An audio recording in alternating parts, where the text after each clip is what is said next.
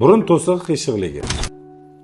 Bunaqasiga olib qaraganda, bunaqa bemorlarda hech qanaqa simptomlar yaqqol namoyon bo'lmaydi. Na bir isitma chiqadi, na bir burun oqishi mumkin. Bularning asosiy shikoyati faqat burun har doim bitgan holatda nafas olishga qiyinchilik bilan yurishadi. Bu bemorlar ko'proq o'ziga qulaylik yaratish maqsadida dorixonalarga kiradi, sprey tomchilar oladi, burnini ochib yuradi. Bu esa kelajakda og'ir oqibatlarga olib keladi ularni. Burun to'sig'ini qiyshiqligini asoratlari bu bemorda yosh ulg'aygan sari yurak qon tomir kasalliklarining paydo bo'lishi. Misol uchun 8-9-10 soatlab uxlab ham charchab uyg'onishlar, parishon xotirlik, aqliy rivojlanishdan orqada qolish, ya'ni yoshroq bolalarda, o'smir bolalarda.